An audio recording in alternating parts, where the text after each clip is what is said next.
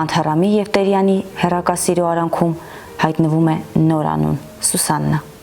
Անթարամ Իսկարյանը, որ Տերյանի քնքուշ սերն էր, բաժանվեց Մորոզովից։ Երկրորդ աշխարհամարտում կորցրեց միակ որդուն։